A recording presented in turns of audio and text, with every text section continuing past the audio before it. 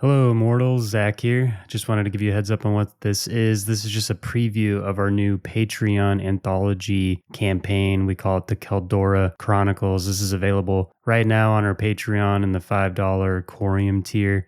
These are released every other month. They're big, beefy episodes. They're like 2 hours long, so it's basically 2 episodes. So it's like getting 1 episode a month, but just released all at once over the course of 2 months, basically. And I also release an episode with it called The Codex, where I break down the entire episode.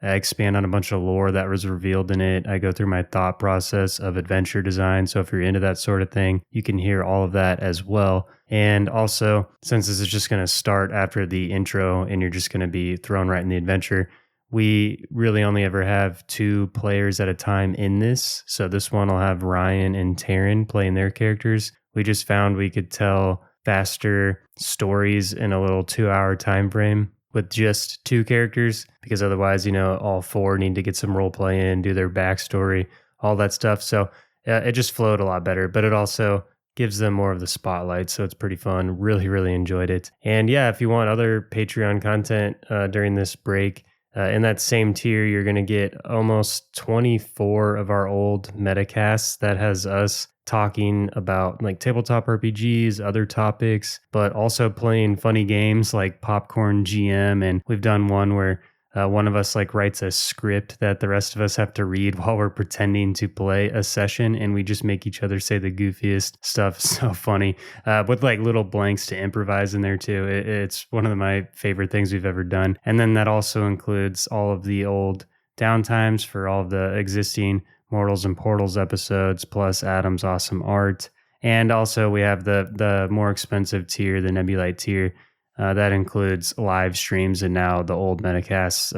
Any new ones we do are going to be migrated to that tier as well. So hours upon hours upon hours of content if you're starved for some during this break. But either way, we'd love for you guys to hear a preview of the Keldora Chronicles episode. I plan to do this for every single one we release.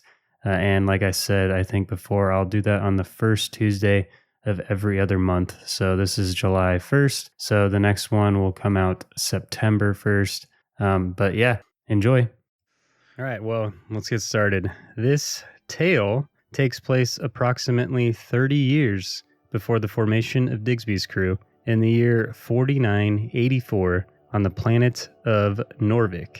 There, an airship drifts through the frigid night air over the region of Iskrend, a remote plain of ice and snow in the northern reaches of the planet. Despite being an impressive feat of gnomish engineering, the purpose of this airship is simple: public transportation. Although the vessel shuttles a diversity of ancestries and backgrounds, passengers on a budget often find themselves secluded to the lower decks. It is there we find the dwarf, Torek Terraforge, as he takes a pull from his pipe with a frosted pint of ale in hand. As a dwarf of the depths, he cannot help but marvel at Norvik's planetary ring, a concoction of ice and rock that churns across the night sky in a dazzling display of color. Taryn, would you like to describe Torek Terraforge? All right, so Torek Terraforge is a dwarf who wears half-plate armor.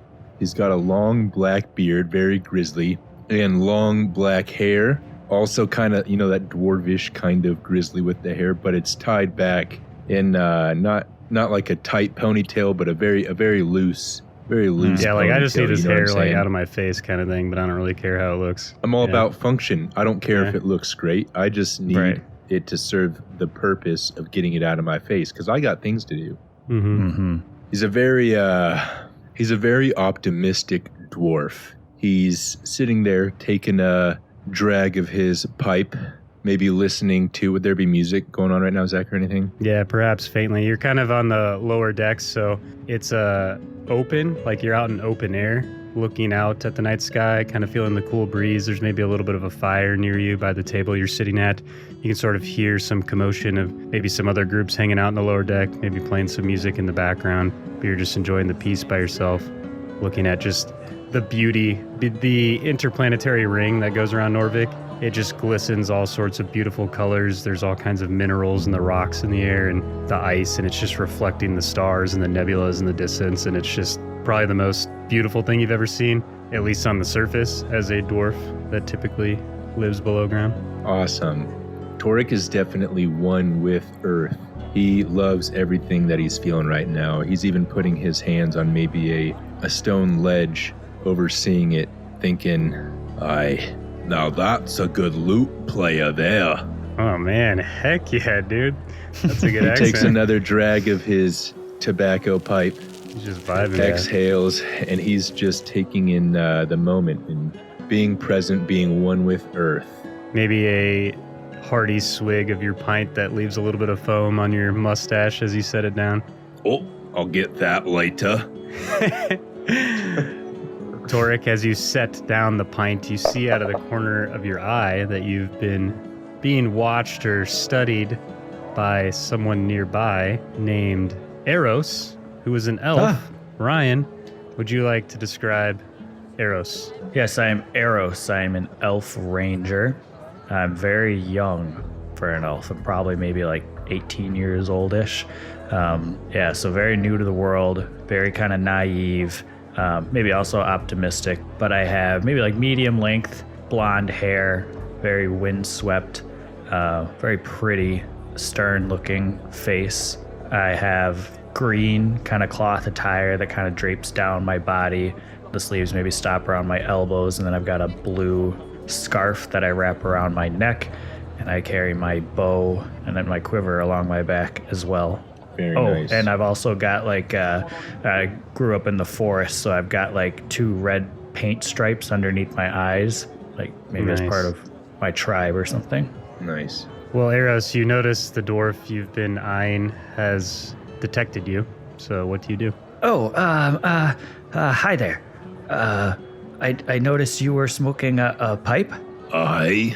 And do you have any, like, you said you're a wizard. Do you have anything that might point me to you being a wizard? Do you carry a rod or staff or anything like that? I'm not technically a wizard. I'm actually a druid. Oh, okay. But not really important. I'm a caster. You would see a weapon that looks like the vertebrae of a beast and maybe glows with a blue and purple hue that kind of radiates up its, what would be its nervous system. Like the threads or roots that kind of wrap up it. Well, I guess I didn't really mean to ask about the pipe. I more noticed your staff there, and it looks kind of magical. Are you a magic user?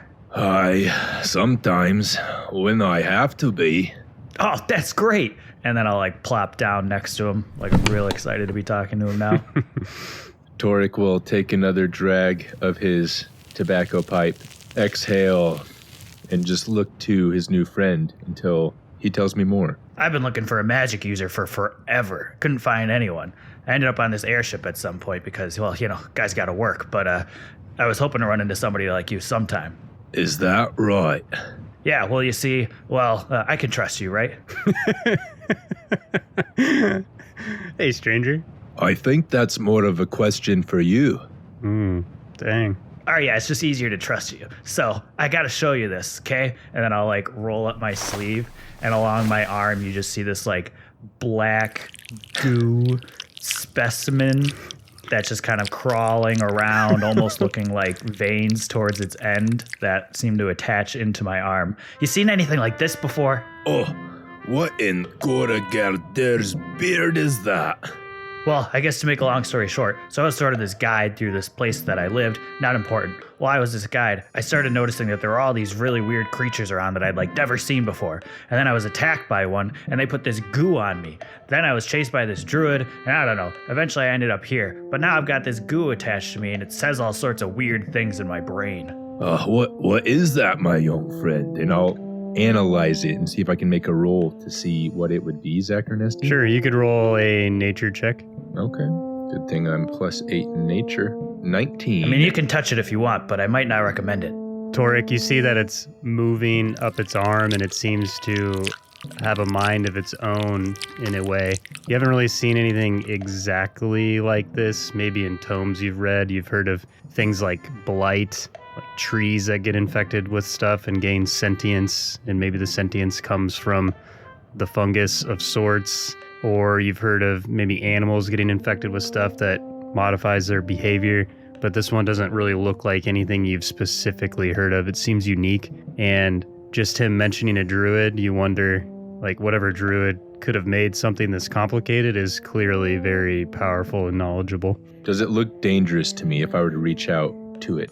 I feel like just the way that Eros is acting in front of you, and he seems to have had this on him for a while, it doesn't seem like inherently dangerous. Okay, so that's the question that'll go through Torik's mind, and then he'll look to Eros, notice that he's not freaking out about it, and he'll lean in closer and reach his finger out to try and see if it'll latch onto his finger.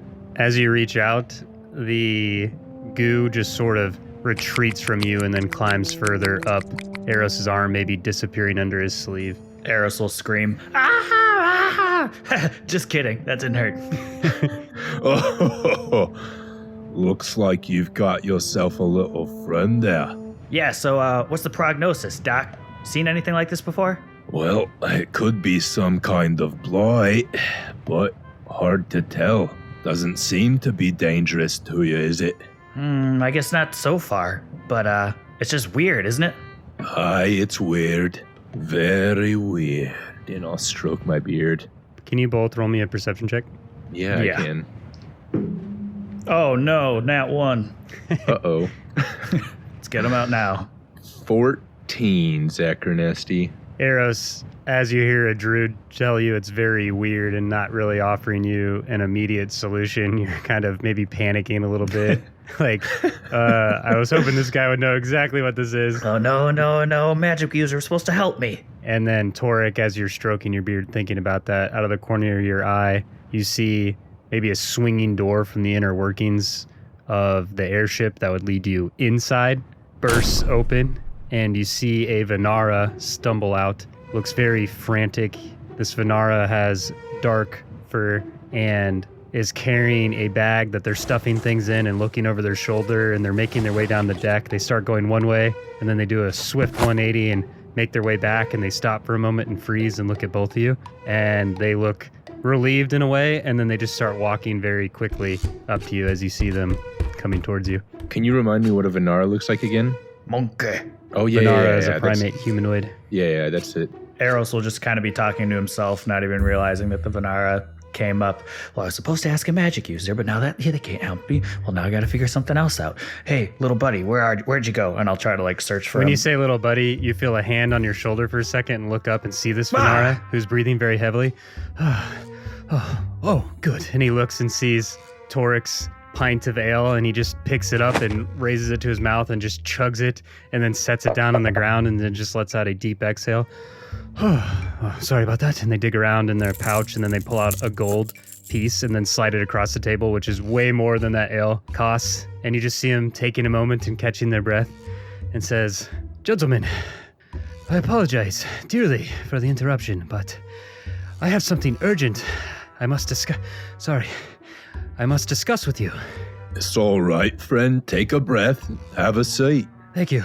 And they settle into the seat for a moment.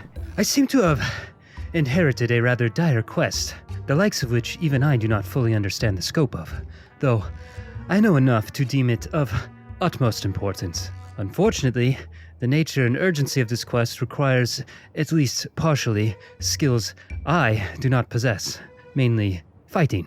Now, I know this is very strange, but I have scoured this entire vessel and have failed to spot anyone other than you two, and he looks at both of you, bearing the appearance of a fighter.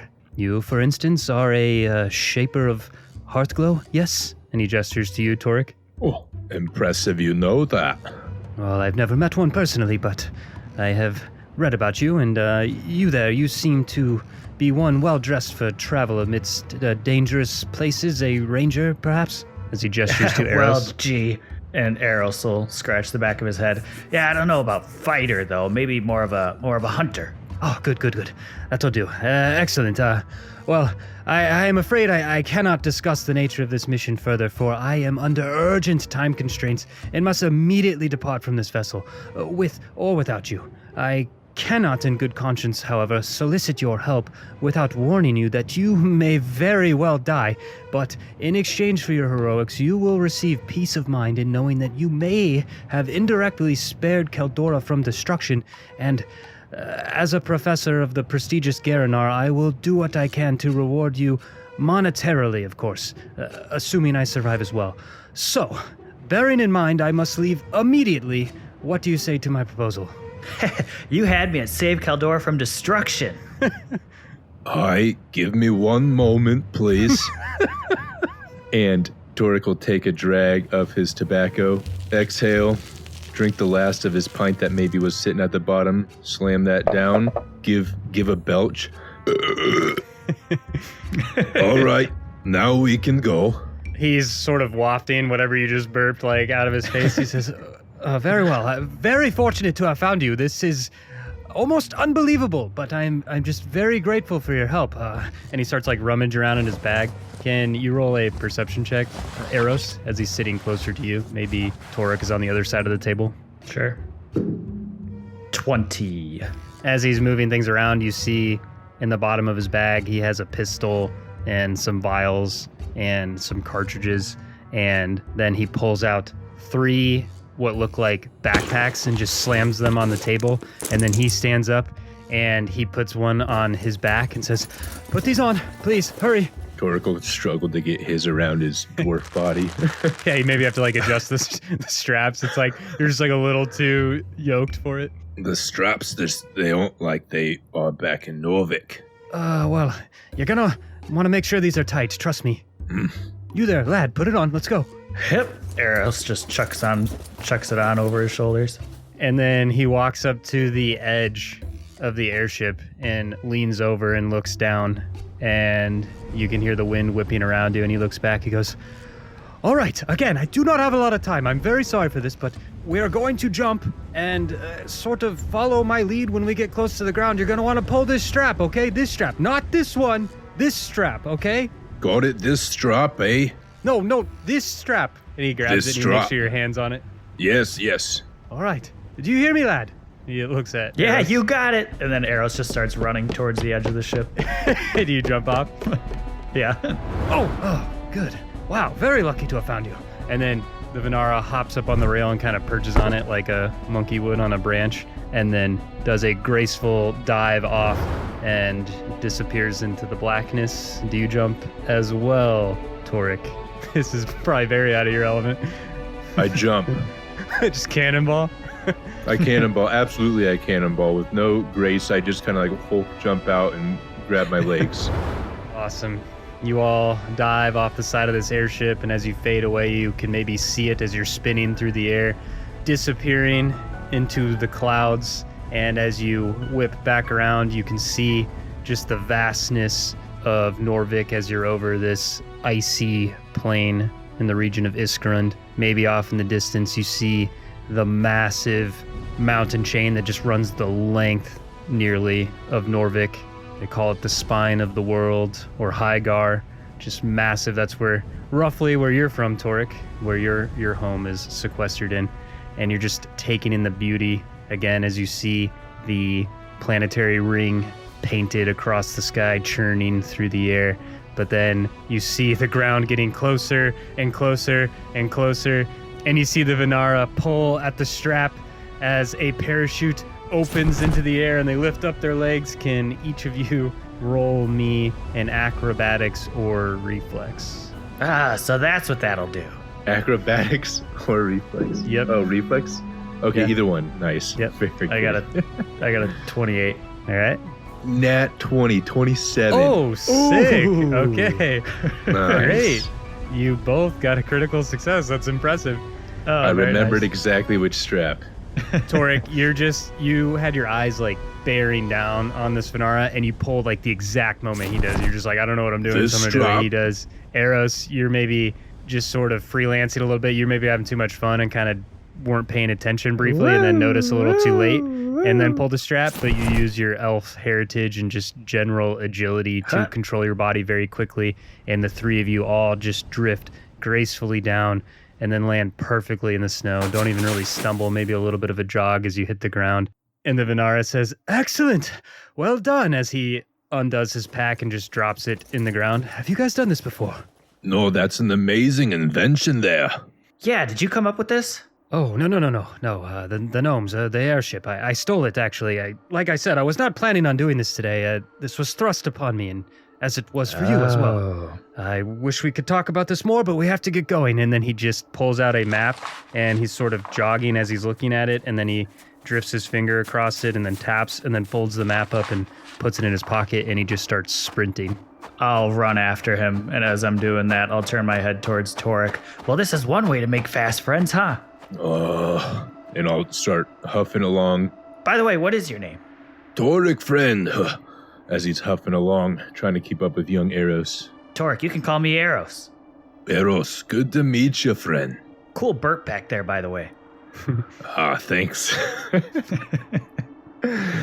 You may be burping a little bit more as you're running, as the ale is sloshing around in your stomach. You definitely weren't prepared for this.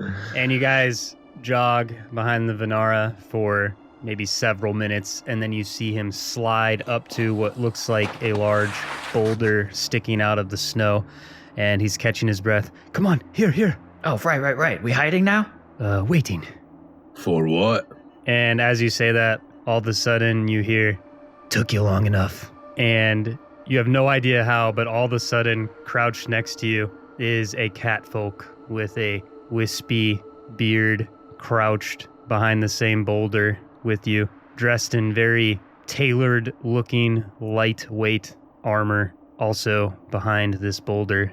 And the Venara says, I don't think we could have made it much faster under the circumstances. Sure. Are they the best you could find? And he looks to the two of you, and the Venara says, yes, this is, and he realizes he never got your guys' names as he's sort of waving his hand at both of you. Oh, it's Eros, and I'll put my hand out to like shake his. You're very, very tall. The catfolk looks at your hand and just looks off into the horizon for a moment, almost kind of just ignoring you, not touching your hand. Right. And then I'll like flick my hand down. I just had a bug on my hand, that was all. Sure, kid. Toric will see this guy's rude gesture and just say, Toric Terraforge, and who might you be? My name's Raucus. Oh, yeah. Thanks for the help. Raucus, cool name. Oh, and Mr. Venara, sir, I don't think we got your name yet. Oh, Dunadast. Yes. Pleased to meet you. And then he does reach out and shakes both of your hands. Nice.